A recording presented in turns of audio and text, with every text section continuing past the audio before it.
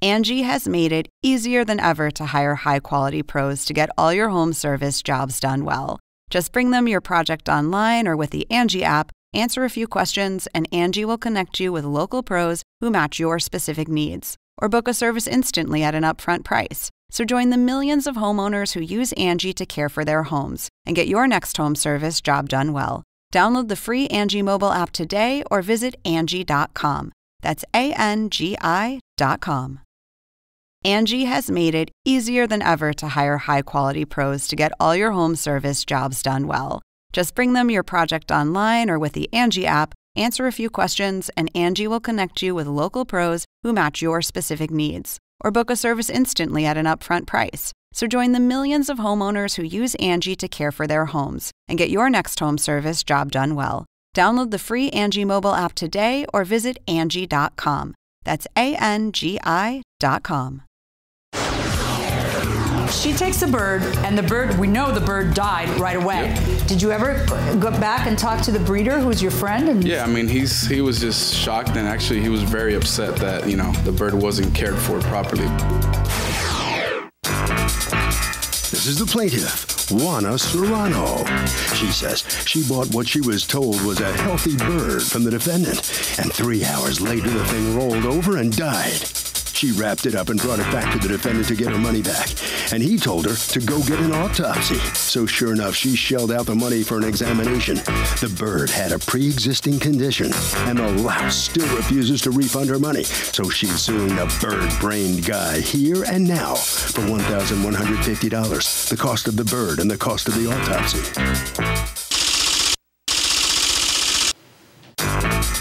This is the defendant, George Palenzuela, Jr. He says he sold the plaintiff a 100% healthy, beautiful green macaw. And 3 hours later, she killed the poor thing.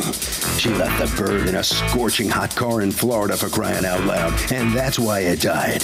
This poor bird could have lived 80, even 90 years if it was cared for properly. Owe her a refund? He thinks not. He's accused of not winging it.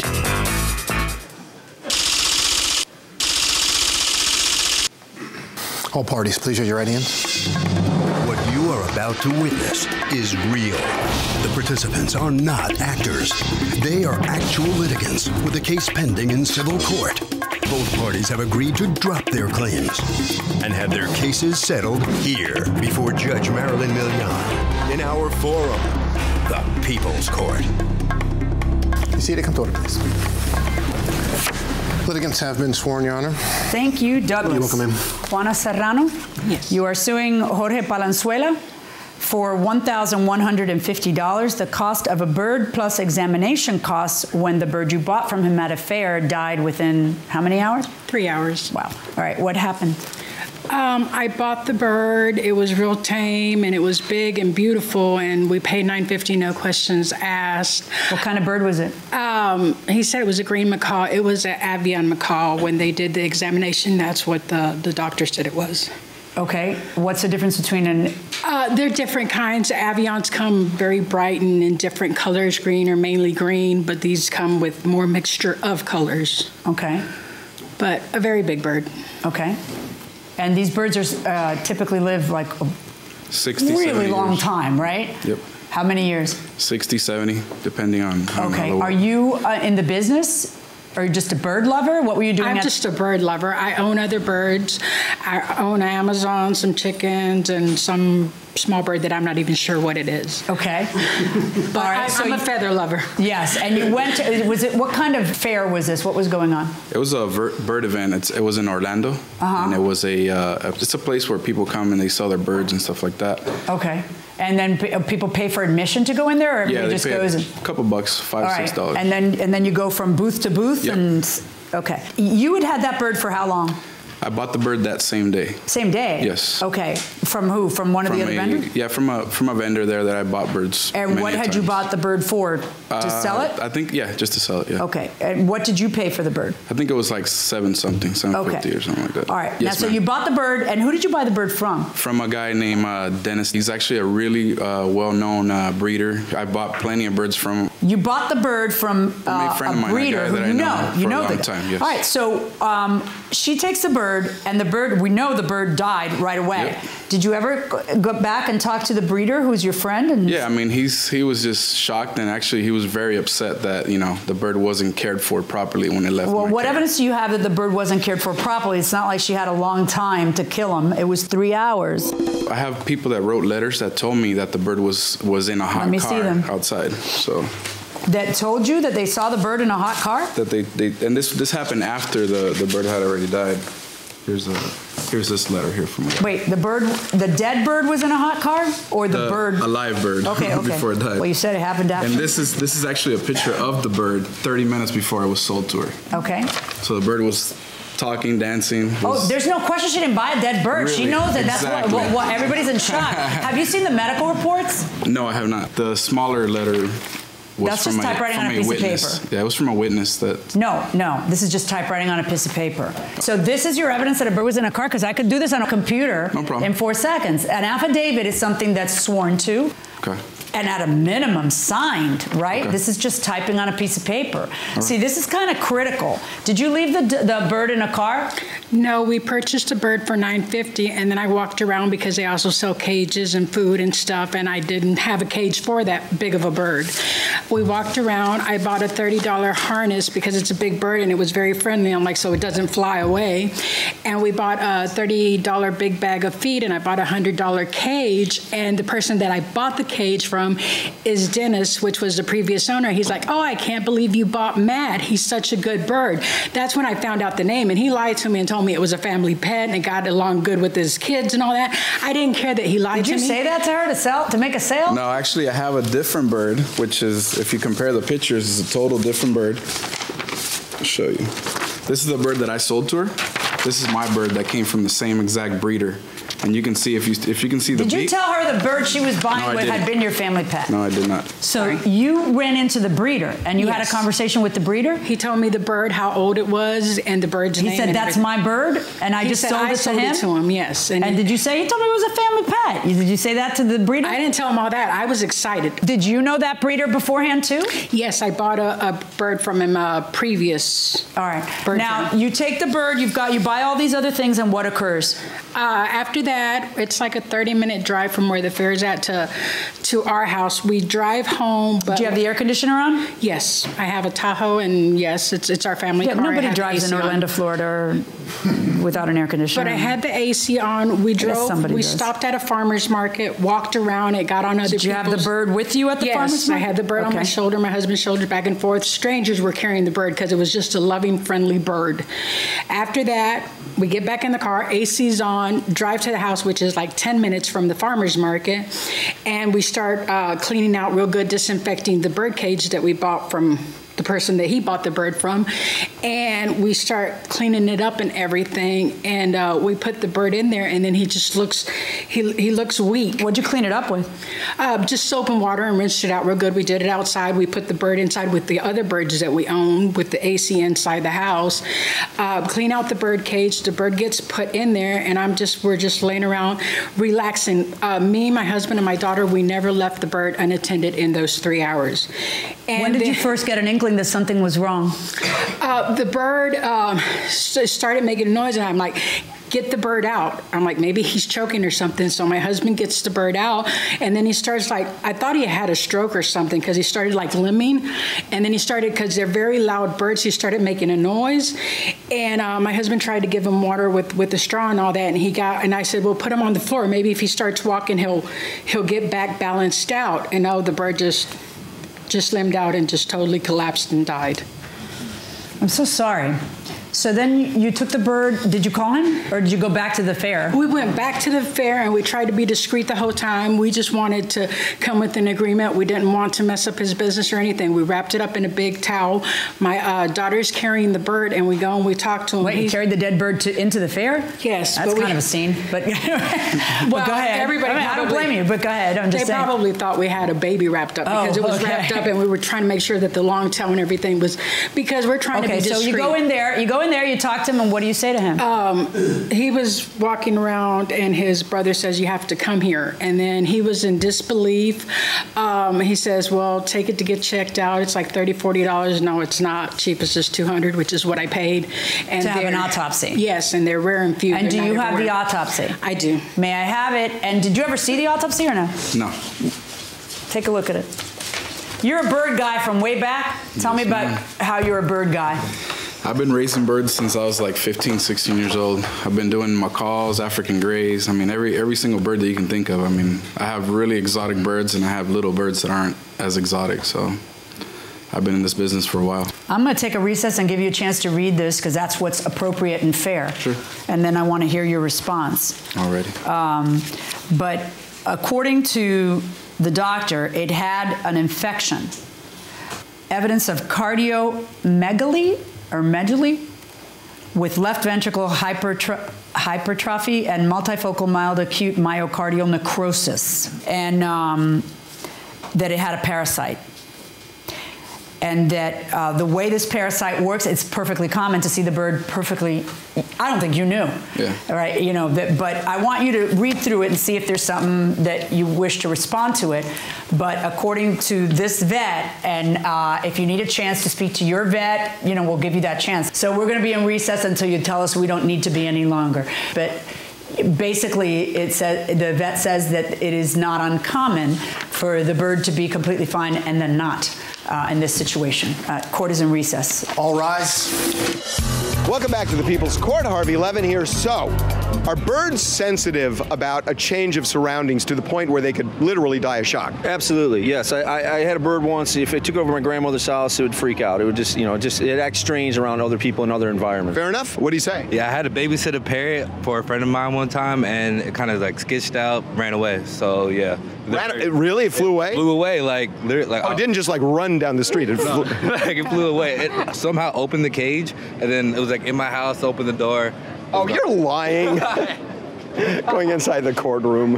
Who's this, by the way? You told me who this was. Who's this? That's my brother. That's your brother? Yeah. Looks just like you, but with more hair. Yeah. So did you read it? Yes, I did. Doesn't look good, right? Doesn't look good, but I still don't believe that that's the reason why this bird died. Well, you can believe whatever you want, but unless you have evidence to the contrary, she has a legitimate vet report that she paid $200 for. She's going to be getting $11.50 from you, and I suggest you contact that breeder if you really did buy it that day, because you should be able to get your money back. But my verdict in this case, based on that autopsy report that says very clearly that this bird was diseased, doesn't say a whit about somebody suffocating the bird in the Florida heat. My verdict is for the plaintiff in the amount of the $1,150 that she's out. Good luck.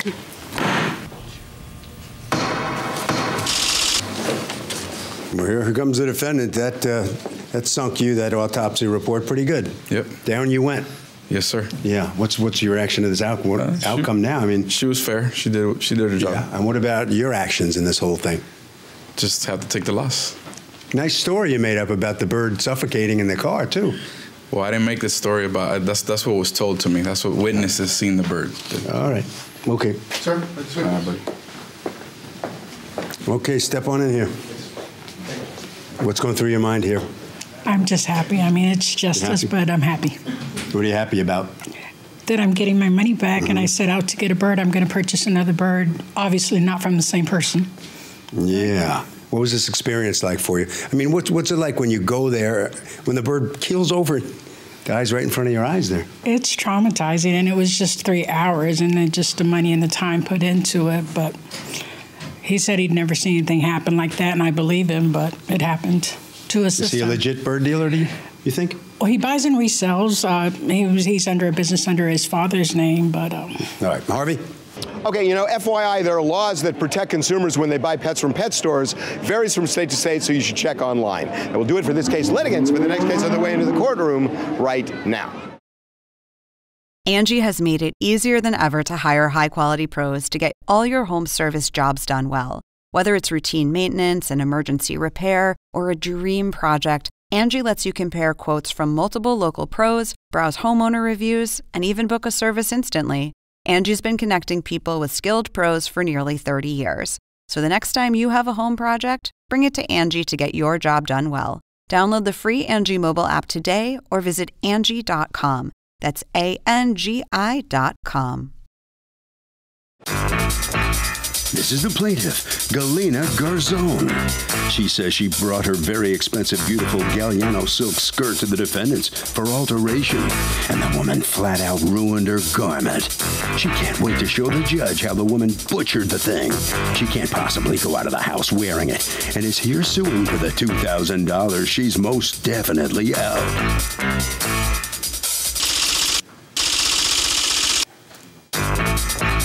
This is the defendant, Natalia.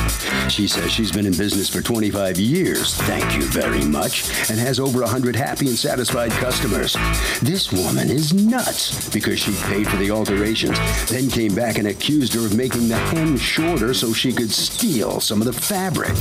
Yes, that's right, to steal fabric. This woman has a lot of time on her hands, has no case, and she can't wait to see her walk out of here with her tail between her legs when she loses. She's accused of hemming and hawing.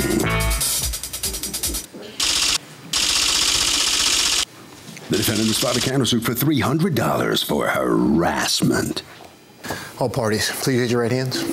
Welcome back to the People's Court. Next case on the docket. The plaintiff says the defendant ruined her silk shirt by altering it bad, but the defendant says she has 100 satisfied customers. It's the case of sulking over silk. Thank you, Douglas. You're welcome, ma'am. Okay, Galina Garzon? Yes. You are suing Natalia. You've asked us not to mention the company name or your last name. You're suing Natalia's business for $2,000. Yeah. $650 of it for a Galliano skirt and $1,350 for aggravation. You are counterclaiming $300 for harassment. How did it get this bad? What's going on? You know, when I bring this skirt to alteration, was 6 pieces of material, 6. What do you mean 6 pieces of material? Was it a skirt? Yeah, like 1, you see, like 2nd. All right, I'm coming third, down. 4. Was 6. May I see it? Yes, please. All right, you bought a skirt. Yes. And you paid how much for the skirt? On the belt, you see, price $599. No, I see that somebody wrote on a ticket. No. This is handwriting, honey. No, I tell you. Do you have a receipt? I tell you, no. You don't have a receipt? No, I don't have a receipt. Yeah, I got this belt. No. When you buy something, you give them money, they give you a receipt. Yes. Do you have a receipt? No. Okay, so what you have to prove the value of a skirt that you bought is handwriting that says $5.99 on a tag that's it. That's what you got. Galliano, this, yes. Where's the Galliano tag? Here. Here. And who's Galliano anyway? This Italian designer. Okay, and this is the fabric. Yeah. Okay, and then, so you paid $700 for a skirt and then took it to her to alter? Not 7. $685 for, no, $599 plus what? Of taxes, $650. $650 for a skirt. Yeah. And the only reason to pay $650 for a skirt is because it's a designer and you love how it looks on you. Yes. And even then, I'm not sure. But, you know, and then you promptly took it to her to put an elastic band on it? You know, like she live in my community. What did you want her to do? Put belt, elastic belt. You wanted to take out the belt that says Galliano and you wanted her to put elastic on the top of this? Yeah. Okay, go on. And what else? And cut this because was longer in front.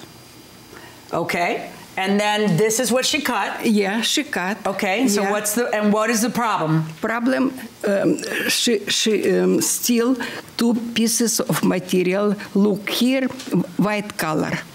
You can see blue color. You see how this? Not the same, and she destroy material. You think she stole material this wide for her own purposes? Or you think she took... What do you think she took? Not this wide. Look, please. Now I show you what they did to material. They damage this material because from this material, you see, look, look different, and they put this.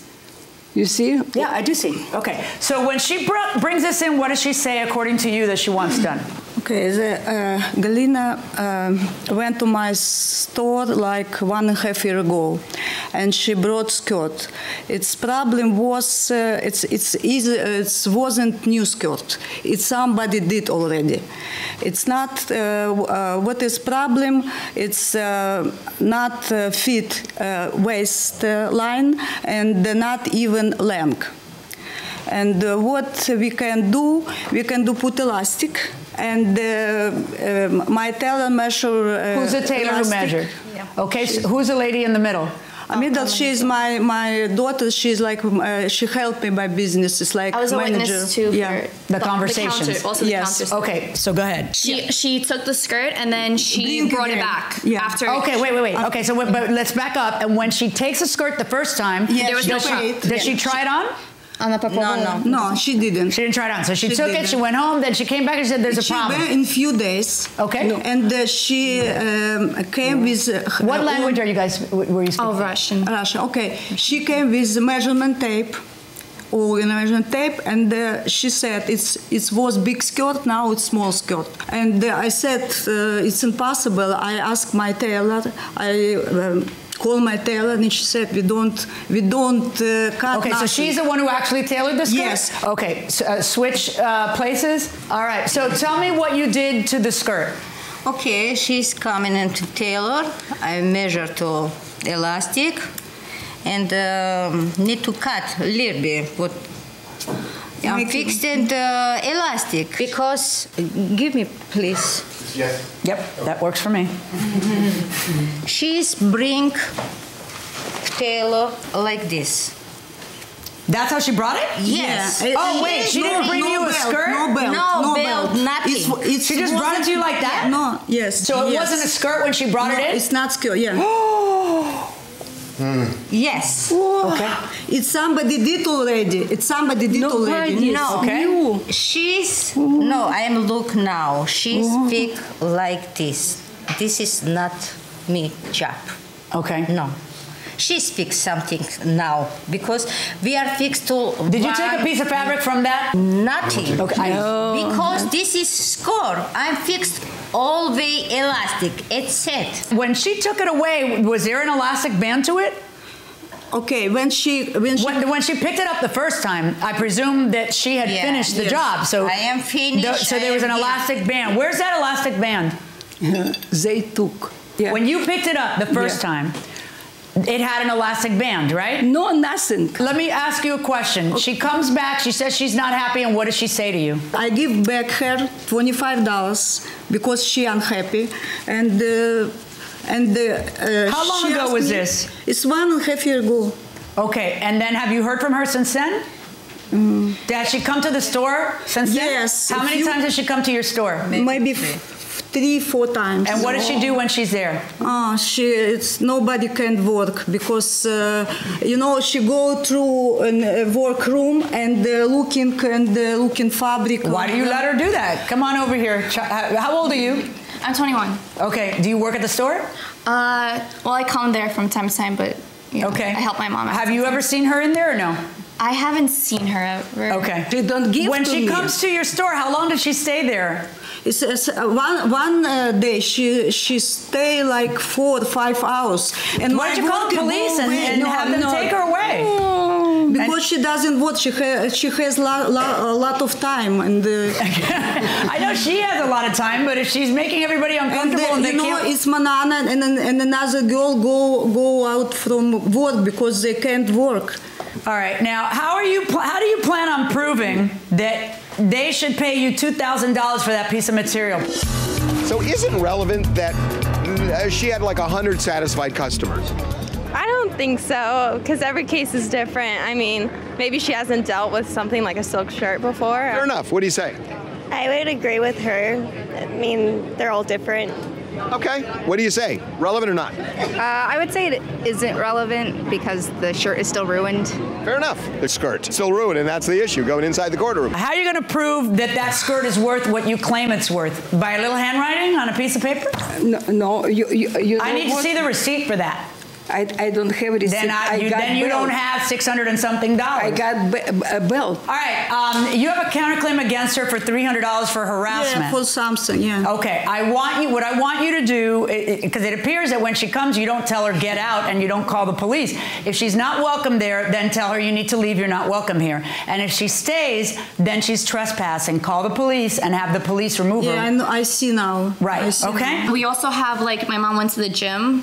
And we have notarized statements from people who witnessed harassment. That witnessed the harassment. Wait, are we talking about the visits there?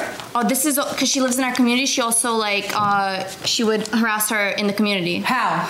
She would. Go ahead. Yeah, give me the statements. How would she harass her? She would, at the gym, because it's the same gym in the community. Okay. She would come to her. She would call her. She would call her. Yeah, she would call her a thief. She would point. She would start gathering people and be like, "There's the thief. There's the thief over here." Like, and my mom tried to just walk away from it. What, did the gym throw her out or no? Because I know you got a letter here from the gym manager. Yeah, the gym manager. What happened was my mom ended up leaving. Wow. You know what? Ms. Gerzon, I find that you have been completely unable to prove that they stole fabric, as well as completely unable to prove that that piece of fabric was once a skirt that cost you $650. Someone writing $5.99 on the back of a... I'm sorry, I'm ruling. Stop. Sorry. Okay? Does not prove that it is a $650 skirt, as the circumstances of the case also don't prove it. Ms. Gerzon, you need to leave her alone, okay? I realize that you guys have the same community and have, I guess, friends in common, but you cannot walk up to her and call her a thief and whatever else you want to call her. That's not okay. So on the counterclaim for harassment... I'm sorry. I'm sorry, too. On the counterclaim for harassment, I am telling you, leave her alone. Okay? And on your claim against them for $2,000, I rule in favor of the defendants. That's my judgment. Wow. Hold on right there, please. All right, here comes the plaintiff right here. Step on over next to me, and what would you like to say? I tell, I don't tell everything what I want. Mm-hmm. Are you going to leave her alone now? You know what? Judge don't listen to me. When I come to her store and she tell me, look at her, she is crazy. I think she received treatment and nothing helped. Oh, this. They said those things about you when you went to the store? She tell, yes, yes. Yes. Mm-hmm. That got you upset? Of course. So you did it I cry. I wait for her. I come with my skirt next day. You cry? You cry? Of course. Oh. I don't sleep all night, almost one year. Wow. Okay, head down this way. Wow, she's very upset.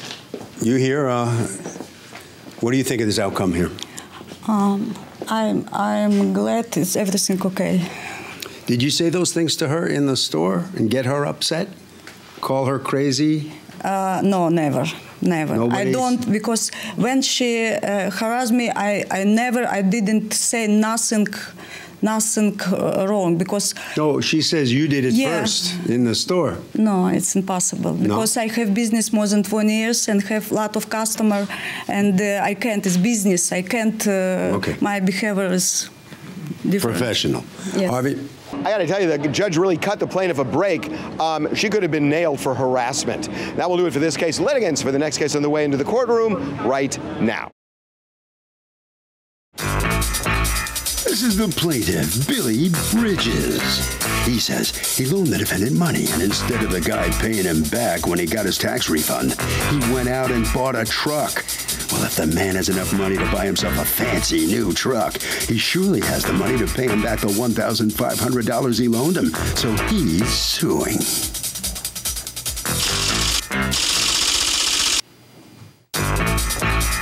This is the defendant, Damian Goodwin. He says the plaintiff was left homeless by a fire, so he and his wife opened their home to him, and he lived in their son's room. He knew he wasn't going to be allowed to live for free, so the guy gave him money here and there.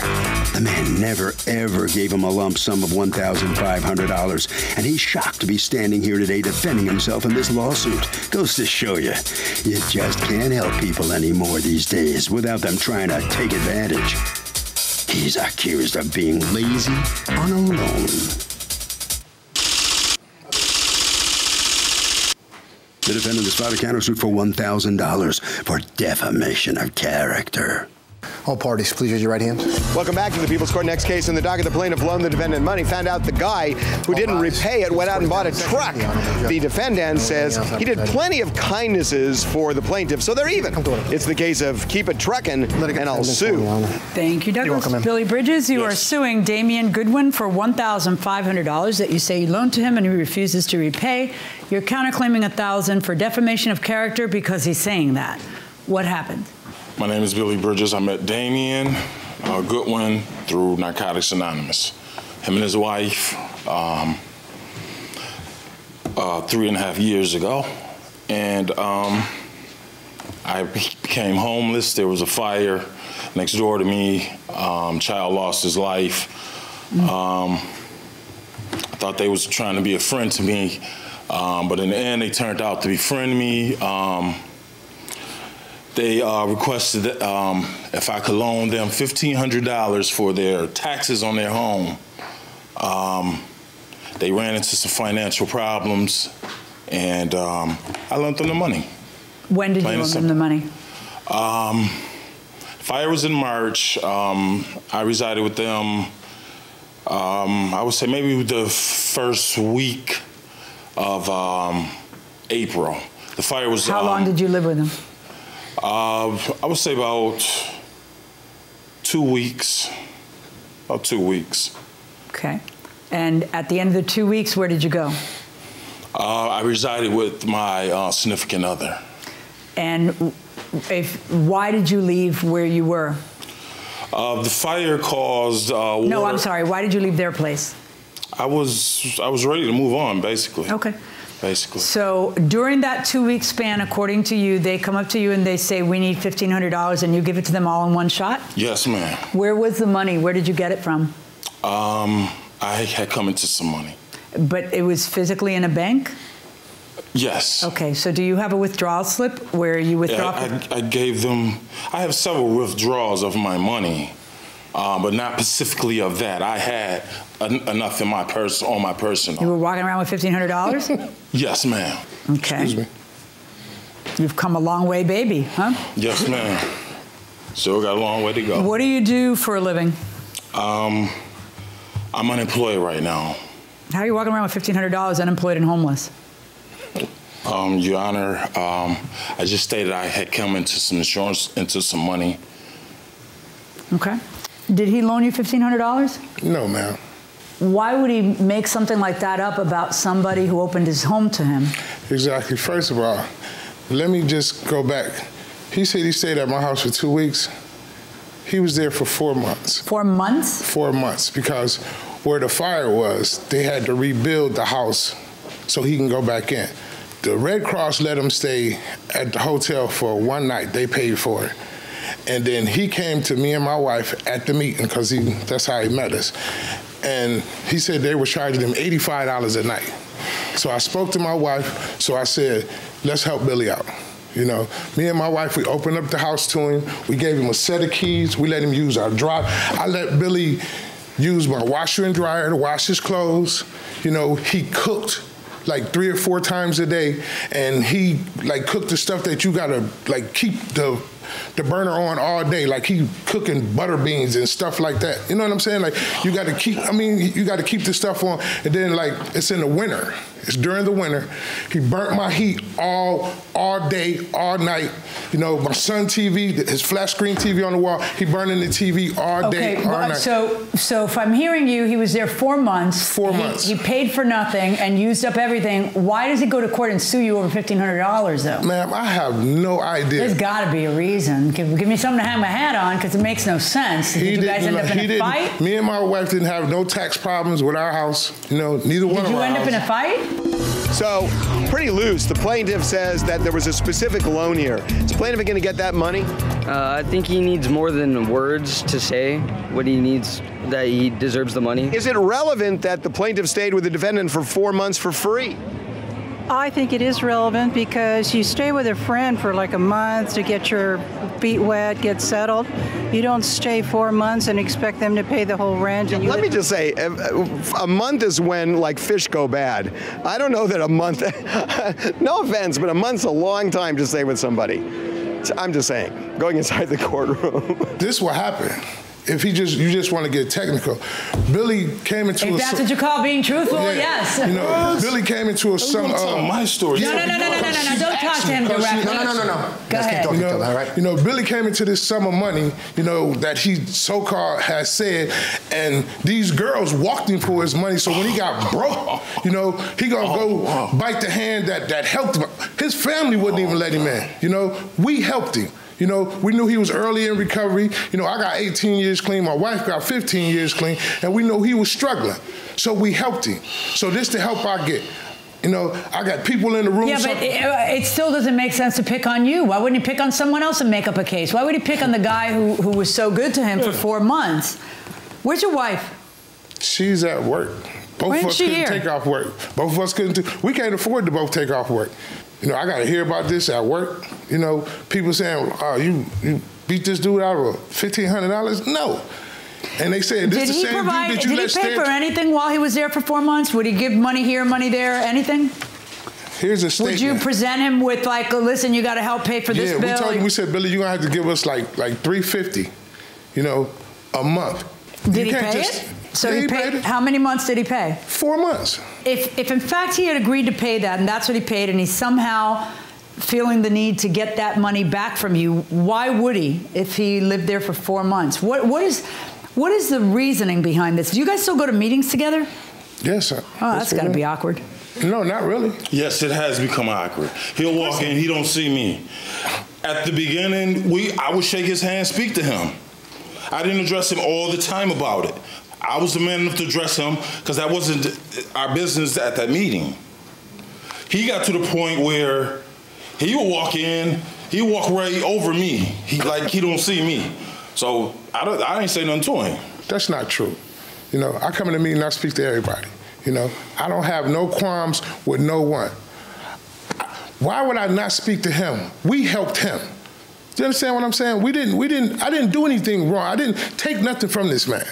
And for people they say, I mean, I'm just stymied by what you're suggesting, which is you're nothing but nice to him. There is no fight, so there's no motive, but he's just making this whole thing up. I'm stymied by that, but I'm equally stymied by what you're saying, which is that, you know, they're nice enough to open up their home to you for whatever amount of time, and then they take $1,500 from you. I just, you know, I wish that you had some proof, you know, anything. Mr. Millian, I specifically told them this $300 a month, that was out of the question. I didn't give them $300, $350 a month to stay there. Ask him. No. Do he think he and was my family would have took me in. Ask him, do he think he was going to stay at my house for 4 months without paying nothing? Ask him that, because I'm not going to ask him. You ask him. Do you honestly, you know, and we live in Buffalo in the winter. Did you think that you were going to stay with him for 4 months in the harsh Buffalo winter months of all things without paying anything? No, I wouldn't have thought I wouldn't have paid. So why did you then? Pardon me? So did you pay anything? Yes, I did. How much did you pay? That 4 months, I don't believe it was a total of 4 months that I stayed there. That 4 months. He's trying to add on whatever he can. Yep. Okay. Mr. Bridges, I'm not finding sufficient proof of the loan. People walk in here with some kind of proof, something. If it's not a promissory note that's signed, then it's a witness, then it's a text, an email that somehow acknowledges it. you know, you walk in here and you tell me I was there 2 weeks, nothing longer, and then you're talking about the 4 months, or I don't think it was a full 4 months. You know, that's not 2 weeks. There's a lot of inconsistencies, frankly, in your story that make me concerned. You know, I would only rule in your favor if the evidence supports ruling in your favor. Legally speaking, you have to prove to me by a preponderance of the evidence that you're right, and you got nothing. It's your word against his. On the defamation of character, because you're saying he's telling people you owe him money, he thinks you owe him money. That's not a defamation of character claim. I'm not finding that you don't owe him money. I'm finding that he can't prove you owe him money. Right. There's a distinction. So both of you go home with 0. So as the plaintiff leaves the courtroom right here, being owed money and then being able to go into the court and prove that you're owed money are two different things. Yes, in the eyesight of the judge, yes. Yes. That's how it works in the court. He did go out of his way to be there for you when you needed something at one point? It's kind of hard to say. When him and his wife sit and both asked me for money and he come to court and deny it. So, like the judge said, I didn't have any written proof. All right, around the corner this way, okay? All right, as he goes around to sign his documents, well, what do you have to say? Nothing. He lied. You know, he straight out lied and said that, you know, he gave us this money and he didn't. You know, me and my wife had no tax problems. You know. You say he lied. He said you lied. Well, do I have to pay anything? No, he lost. He lost his case. Then, you know. Not able to prove it. But so will this go easier for you at work now? Final people get off your back now at work? I'm not too much concerned about what people say or think about me. You know, I know. You know, my God know. Well, would you go out of your way to help the next person next time? Probably would. You know, probably would. I ain't gonna let, you know, my heart be ruined by somebody else that's, you know, confused, because he's really confused. Over to Harvey. Okay, this is real simple, Kurt. When money is changing hands back and forth and there's a specific loan in the middle, that loan better be documented.